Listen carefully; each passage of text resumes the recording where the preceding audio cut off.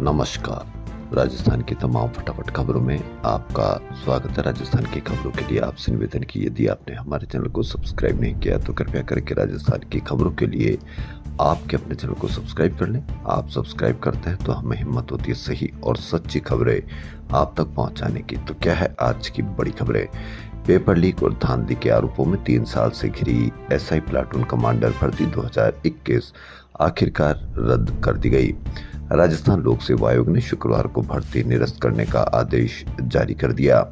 अब परीक्षा सितंबर 2026 में नए सिरे से होगी, लेकिन इसमें सिर्फ वही 3.83 लाख अभ्यर्थी बैठ सकेंगे जिन्होंने 2021 में दोनों पेपर दिए थे। नए अभ्यर्थियों को मौका नहीं मिलेगा। आयोग अध्यक्ष उत्कल रंजन साहू ने बताया कि पुराने अभ्यर्थी 16 से 30 मई 2026 तक आवेदन में संशोधन कर सकेंगे। मोबाइल नंबर, ईमेल और पता बदलने की अनुमति होगी। हालांकि पहले ओटीआर में केवाईसी पूरा करना जरूरी होगा। एडिट मोड में जाकर संशोधन की जरूरत नहीं का स्वघोषणा पत्र देना भी अनिवार्य रहेगा। वहीं चयनित ट्रेनी एसआई शुक्रवार को जयपुर के शहीद स्मारक पर धरना दे रहे थे। वे ईमानदारी से चयनित 750 से ज्यादा अभ्यर्थियों को अलग रखने की मांग कर रहे थे। इसी बीच धरियावत से भारतीय आदिवासी पार्टी के विधायक थावरचंद डामोर धरना स्थल पर पहुंचे। चयनित एसआई संतोष खराड़ी ने उन्हें अपनी वर्दी सौंपकर न्याय दिलाने की गुहार की है। कोटा के न्यू मेडिकल कॉलेज अस्पताल में एक प्रसूता की मौत और 5 महिलाओं की किडनी फेल होने के बावजूद डॉक्टरों ने अगले ही दिन उसी इमरजेंसी ऑपरेशन थिएटर यानी यूओटी में 2 और महिलाओं की सर्जरी कर दी। इन दोनों महिलाओं की भी किडनी फेल हो गई, जिनमें से एक वेंटिलेटर पर जिंदगी की जंग लड़ रही है। निजी अस्पताल के फिजिशियन डॉक्टर आयुष गुप्ता के अनुसार शिवपुरा निवासी शिरीन पत्नी मोहम्मद आसू और मंडाना निवासी किरण पत्नी सोनू यादव को गंभीर हालत में भर्ती कराया गया है। दोनों की किडनी फेल है। किरण वेंटिलेटर पर है जबकि शिरीन को बाईपेप सपोर्ट देना पड़ा। इससे आप अंदाजा लगा लीजिए कि आपकी अस्पताल व्यवस्था कितनी सुदृढ़ है और कितनी वाजिब है। लेकिन आप अब कहीं पर भी कोई शिकायत दर्ज नहीं करा सकते क्योंकि मीडिया ने आपको किसी दूसरे ही कामों में लगा रखा है। आपकी अपनी व्यवस्थाओं पर भी आप शिकायत नहीं कर सकते हैं। वहीं पीएनजी के दाम 2 रुपए बढ़े, आपको कितनी इसकी कवरेज मिली? राजस्थान की राजधानी जयपुर में घरों तक सप्लाई होने वाली पाइप्ड नेचुरल गैस यानी पीएनजी शुक्रवार से महंगी हो गई। पीएनजी के दाम 2 रुपए बढ़े, कितना फर्क पड़ेगा? लेकिन आपको कहीं पर भी कोई खबर देखने को नहीं मिलेगी। नहीं आपको इस पर किसी पीड़ितों के बयान मिलेंगे कि 2 रुपए बढ़ने से कितना उनके बजट पर असर पड़ेगा। एक समय था जब 2 रुपए सिलेंडर पर बढ़ते थे, तब भी मीडिया आपको दिखाता था कि बजट से प्रभावित महिलाओं के पीड़ितों के बयान दिखाया करते थे। लेकिन अब सब कुछ नदारद। जयपुर के जाजोत गांव में बच्चियों ने मुख्यमंत्री भजनलाल शर्मा की चौपाल में सिर्फ इतना कहा, हमारे स्कूल में विज्ञान संकाय नहीं है। रात में चौपाल खत्म हुई। सुबह 8 बजे शिक्षा विभाग ने स्कूल में जीव विज्ञान और गणित संकाय खोलने के आदेश जारी कर दिए। इसके लिए रातों रात फाइल चली। ग्राम विकास चौपाल के तहत गुरुवार रात मुख्यमंत्री ने जाजोत के सरकारी स्कूल में रात्रि विश्राम किया था। संवाद के दौरान बच्चों ने विज्ञान संकाय की मांग रखी। अधिकारियों को मौके पर ही निर्देश दिए गए और कुछ घंटों में स्वीकृति जारी हो गई। यानी यदि आप शिकायत करेंगे या आप पुरजोर तरीके से अपनी मांग को रखेंगे तो हो सकता है कि आपको रातों रात जिस तरह से इनको विज्ञान संकाय गणित संकाय मिला, उससे ही नजरिए से आपको भी हो सकता है कि तुरंत आपको समाधान मिले। लेकिन आप में हिम्मत होनी चाहिए एक शिकायत करने की। सिर्फ शिकायत करते ही आपको पूरा आधार मिलेगा, पूरी समस्याओं का निदान मिलेगा। वहीं ऐसे ही चौपाल में एक वीरांगना ने बताया कि वह अकेली रहती है और बेटे धीरज कुमार की पोस्टिंग भीलवाड़ा में है। इस पर देर रात ही धीरज कुमार की प्रतिनियुक्ति सीकर जिले के पलसाना में कर दी गई। वहीं खंडेला में चौपाल के दौरान खिलाड़ियों ने खेल स्टेडियम की मांग उठाई, जिस पर सीएम ने तत्काल स्टेडियम बनाने की घोषणा कर दी। हाईकोर्ट परिसर में डॉक्टर के परिजन से मारपीट के विरोध में शुक्रवार को प्राइवेट अस्पतालों के कार्य बहिष्कार का मिला जुला असर रहा। शहर के अधिकांश छोटे बड़े निजी अस्पतालों में ओपीडी, आईपीडी और इमरजेंसी सेवाएं सामान्य रूप से संचालित होती रही। मरीजों का इलाज पहले की तरह जारी रहा। हालांकि कुछ अस्पतालों ने विरोध स्वरूप आईपीडी सेवाएं बंद रखी। राजस्थान की बिजली कंपनियों में लंबे इंतजार के बाद बड़े स्तर पर भर्ती प्रक्रिया शुरू होने जा रही है। ऊर्जा विभाग ने बिजली निगमों में 2005 पदों पर भर्ती की तैयारी शुरू कर दी है। वहीं भारतीय सेना अब केवल सीमा पर बंदूकें नहीं तानेगी, बल्कि दुश्मन के सिस्टम को घर बैठे हैक और क्रैश भी करेगी।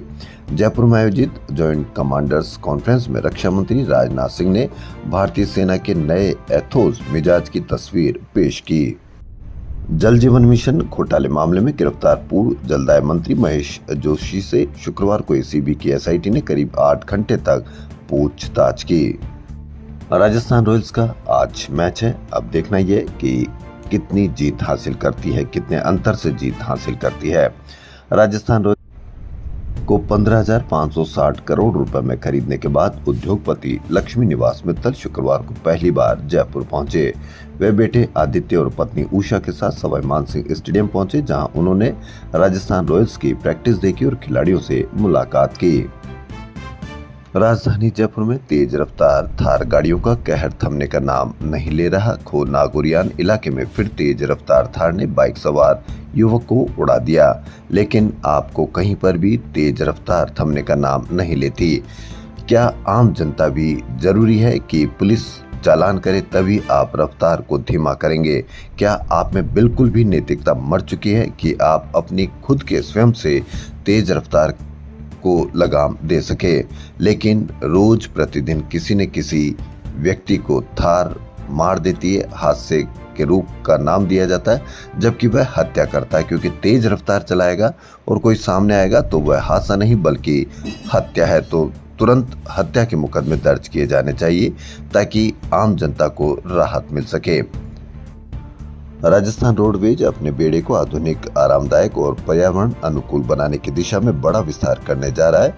रोडवेज प्रशासन दिसंबर तक 1567 बसों को फ्लीट में शामिल करने की तैयारी में है।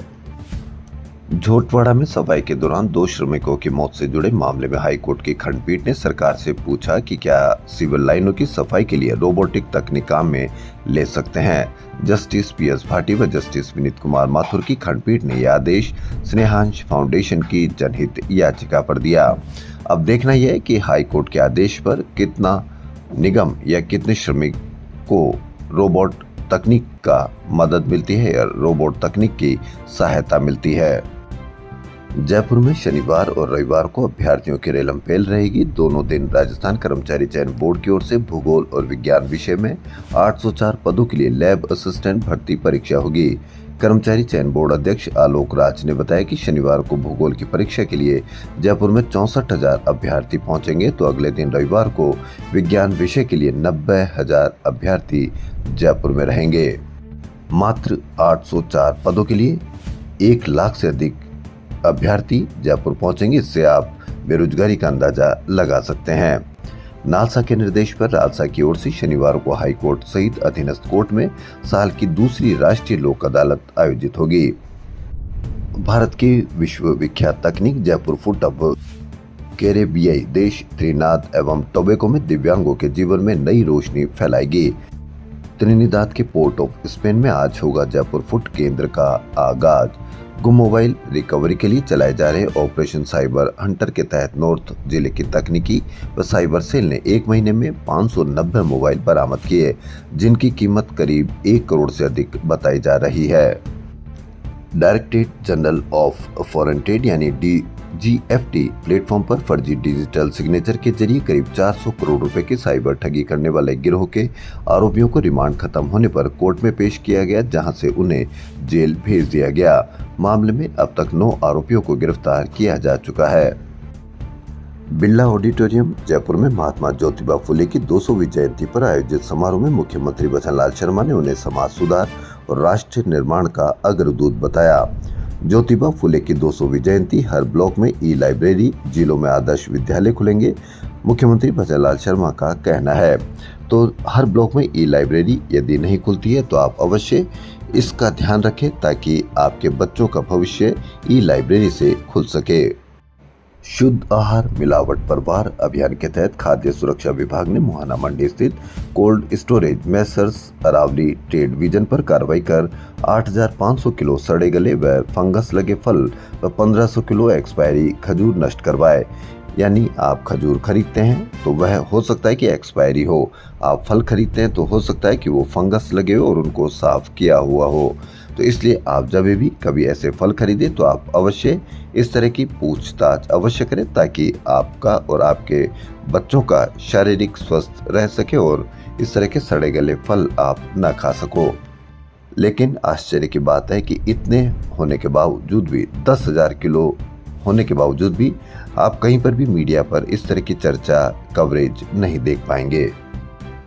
इसका भी एक समय हुआ करता था जब मीडिया पर इस तरह की चर्चाएं की जाती थी। पीसीसी अध्यक्ष गोविंद सिंह डोटासरा ने हिंदुस्तान स्काउट एंड गाइड संस्था में वित्तीय अनियमितताओं, फर्जीवाड़े और अवैध वसूली के गंभीर आरोप लगाए। मीडिया से बातचीत में कहा कि संस्था जिसके अध्यक्ष मंत्री मदन दिलावर हैं, उसमें करोड़ों रुपए के घोटाले और भ्रष्टाचार की शिकायतें सामने आई है। चाकसू में मार्च 2025 में 5 दिवसीय शिविर दिखाकर केवल एक दिन का आयोजन किया गया, जबकि पूरे शिविर का शुल्क वसूला गया। बोर्ड परीक्षाओं के दौरान आवासीय शिविर संभव ही नहीं था, इसके बावजूद फर्जी बिल वाउचर से भुगतान लिया गया। संस्था के ही एक पूर्व कर्मचारी ने ही इसका खुलासा किया है। संस्था के पदाधिकारियों पर कर्मचारियों और जिला प्रभारियों से निजी खातों में राशि जमा करवाने के भी आरोप हैं। प्रेस वार्ता में यूपीआई ट्रांजैक्शन की कथित रसीदें और ऑडियो भी प्रस्तुत किए गए। डोटासरा बोले, जिसके वे अध्यक्ष उस स्काउट गाइड संस्था में करोड़ों के घोटाले हुए। राज्य मंत्री ओटाराम देवासी गुरुवार रात ग्राम पंचायत बालदा में आमजन की समस्याएं सुन रहे थे। राजपुरा गांव में मुख्य चौराहे पर कार्यक्रम में मंत्री देवासी ने माइक से कहा कि किसी ग्रामीण को कोई समस्या हो तो बता सकते हैं। किसी ने समस्या बताई, समाधान किया जाएगा। इसी दौरान बालदा निवासी वनेपाल सिंह देवड़ा खड़े हुए। देवड़ा को माइक दिया गया। देवड़ा ने कहा कि बालदा पिछड़ा गाँव है, आप 2014 में विधायक थे, तब जिले की सभी पंचायतों में गौरव पथ का निर्माण हुआ। बालदा में आज तक गौरव पथ नहीं बना। राजपुरा गांव में जल जीवन मिशन का काम भी नहीं हुआ। टेंडर हो चुके हैं, खेल मैदान की स्वीकृति नहीं मिली। सरकारी स्कूलों में व्याख्याताओं की कमी है। इन सवालों पर मंत्री देवासी ने कोई जवाब नहीं दिया। थोड़ी देर बाद पुलिस ने देवड़ा को जबरन बाहर निकाल दिया।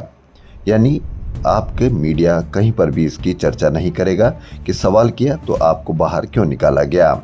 बताया जाता है कि वनेपाल सिंह एनएसयूआई के कार्यकर्ता हैं, तो क्या एनएसयूआई का कार्यकर्ता किसी भी समस्या का कोई काम भाजपा मंत्री से नहीं कर सकता है? इस पर भी आप अवश्य कमेंट करके बताएं।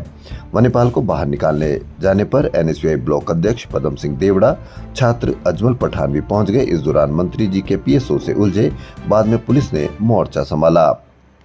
राजस्थान की खबरों में फिलहाल इतना ही। धन्यवाद।